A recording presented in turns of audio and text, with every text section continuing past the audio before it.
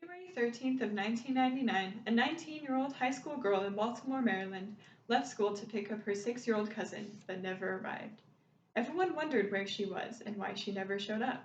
In fact, nobody found Hae Min Lee for one day short of a month, and by the time they did, it was far too late to save her.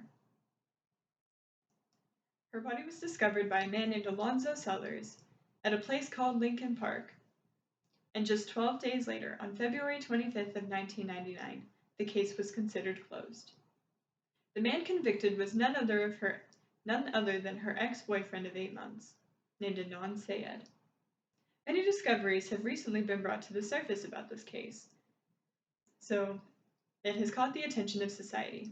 I discovered this case myself 3 years ago and have been invested in learning more about it ever since. The first suspect that I will be going over is the man who was convicted, Adnan Syed. When asked to describe him, his peers described him as silly, smart, and kind. He was an immigrant, as was Hae, and they were both popular students. So being in the same friend group and both being immigrants, they found a lot in common with one another, and started off with a very strong friendship and then ended up dating. They were very in love. And unfortunately, they had issues with their relationship and were very on and off with it. Until one day they eventually just called things off.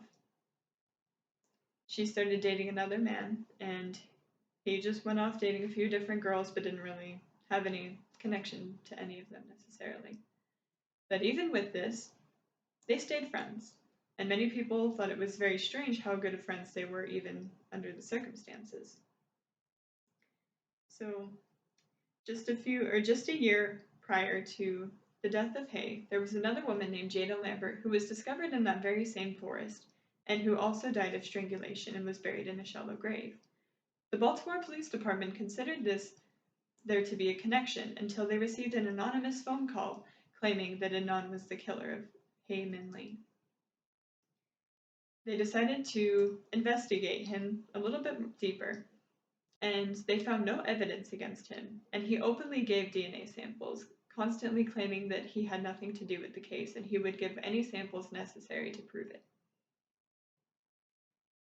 For his trial, he had a woman named Christina Gutierrez, who was a highly appreciated and a very respected lawyer at that time.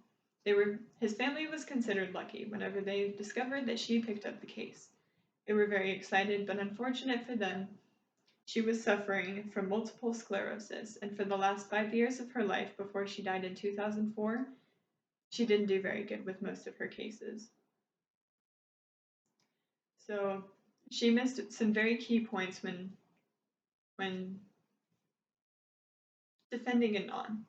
And one of the things that she missed was a woman named Asia McLean, who claimed that she had been with Adnan at the very same time on the very same day in the library talking when Hae vanished. One of the key components that led the jury to believe that Adnan was the killer was the fact that he was a Muslim. With him being a Muslim, they were very on their toes and very anxious about it being him. And the thing that was interesting about that is that though he was a Muslim, he was born in America and he had never left America. And he was never really into his religion at the time. He was a typical teenager just going around having sex, doing drugs, and just doing things that he should not be doing, especially for his religion. And when given the opportunity to get out of prison early, because he was given a life sentence, when given the opportunity to get out of prison early if he were to just confess to killing Hae, he denied it, saying that he would not lie, even if it meant his freedom. The second suspect that I will be going over is a man named Jay Wilds. Jay Wilds also attended their high school. He was not a popular student, but he was well known. He was a partier and a drug dealer. And many people who described him as a pathological liar. One of the patterns that was between his two interviews that took him a while to actually do the interviews because he was paranoid that the police would arrest him for his drug deals, was that in his first interview, he claimed that the first time he saw Hae was at his grandma's house in the back of an unrecognized car, while in his second interview, he claimed that Anon had called him and asked him to meet him at Best Buy, to which he did, and he found Hae buried in the back of, or sitting in the back of her own car. They checked the cell towers at that time around Best Buy, and no phone calls were made. No connections were made to that same time period. And another inconsistency between his two interviews was that in his first interview, he claimed that he went and hid Hae's car while Anon was burying Hae, claiming that he would not have anything to do with touching her.